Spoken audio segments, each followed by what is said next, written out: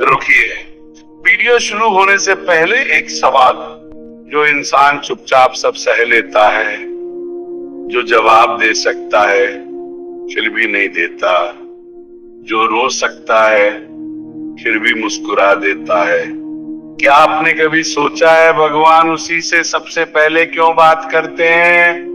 अगर आज आप भी उन्हीं में से हैं जो शोर नहीं मचाते, जो अपनी पीड़ा को शब्द नहीं देते, जो सबके लिए खड़े रहते हैं लेकिन खुद के लिए कभी नहीं, तो ये वीडियो आपके लिए है। क्योंकि आज हम उस सच्चाई को समझेंगे जिसे दुनिया कमजोरी समझती है और भगवान शक्ति कहते हैं। याद के भाग एक, चुप रहने वाला इंसान कौन होता है? चुप रहने वाला इंसान कमजोर नहीं होता, वह सबसे ज्यादा सहन करने वाला होता है।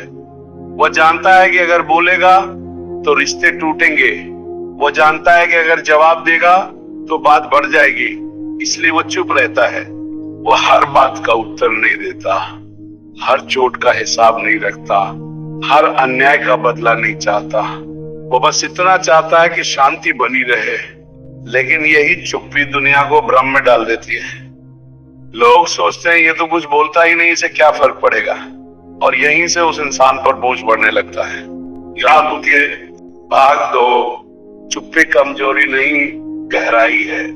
प्रेमानंद जी कहते हैं जो इंसान बाहर से शांत होता है उसके भीतर बहुत कुछ चल रहा होता है। चुप्पी अक्सर मजबूरी नहीं, समझदारी होती है।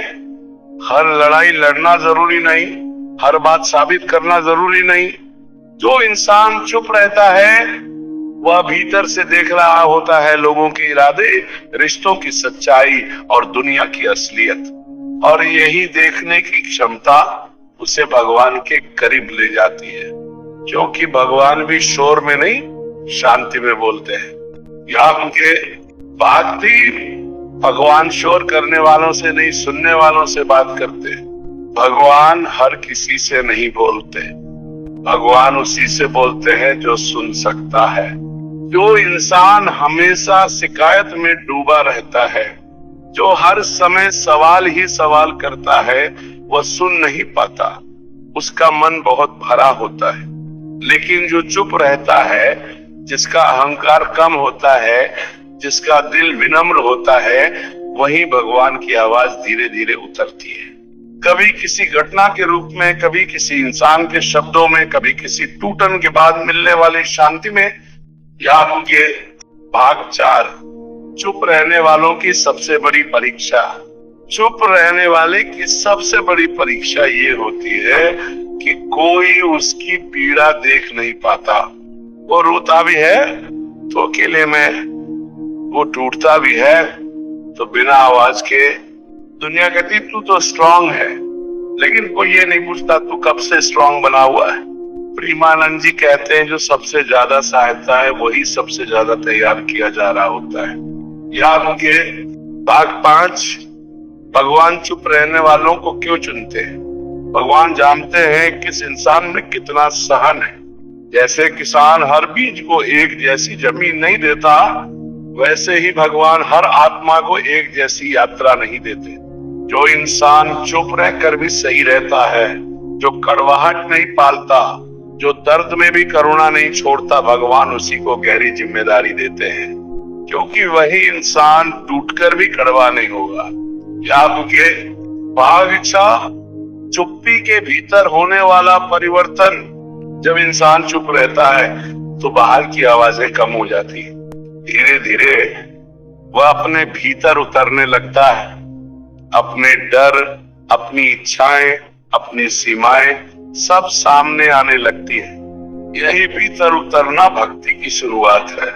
भगवान बाहर से नहीं भीतर से मिलते हैं, और भीतर जाने का रास्ता अक्सर चुप्पी से ही खुलता है। याद के भाग 7, जब चुप्पी टूटती है, एक समय आता है जब चुप रहने वाला इंसान पूरी तरह थक जाता है। वह किसी से कुछ नहीं कहता, लेकिन भीतर से कहता है भगवान अब मुझसे नहीं हो रहा। और यही वह क्षण होता है जब भगवान काम शुरू करते हैं, क्योंकि अब इंसान अपने बल पर नहीं भगवान के भरोसे खड़ा होता है। याद के भाग 8। भगवान की भाषा बहुत शांत होती है। भगवान की आवाज शब्दों में नहीं होती, वो शांति में होती है, समझ में होती है, स्वीकार में होती है। अचानक एक दिन वही दर्द भारी नहीं लगता, वही परिस्थिति डराती नहीं। ये बदलाव बिना शोर के आता है और चुप रहने वाला इंसान इसे सबसे पहले महसूस करता है। याद के भाग 9, दुनिया की नजर में हार, भगवान की नजर में तैयारी। दुनिया चुप रहने वाले को हार मान चुका समझती है, लेकिन भगवान जानते हैं ये हार नहीं, तैयारी है। जिसे गहराई में उतरना है उसे पहले अकेलापन सहना पड़ता है। जिसे प्रकाश तक पहुंचना है उसे पहले अंधेरा समझना पड़ता है। याद के भाग 10, अंतिम सत्य। अगर आप आज भी चुपचाप सह रहे हैं, अगर आप आज भी बिना शिकायत अपना कर्तव्य निभा रहे हैं, तो समझ लीजिए भगवान आपसे बात कर रहे हैं। शायद शब्दों में नहीं, लेकिन घटनाओं में। शायद तुरंत नहीं, लेकिन सही समय पर। भाग 11, अंतिम सत्य और संदेश। अगर आप आज भी चुपचाप सह रहे हैं, अगर आप आज भी बिना शिकायत अच्छे बने हुए, तो समझ लीजिए भगवान आपसे बात कर रहे हैं। शायद शब्दों में नहीं, लेकिन घटनाओं में। अंतिम संदेश।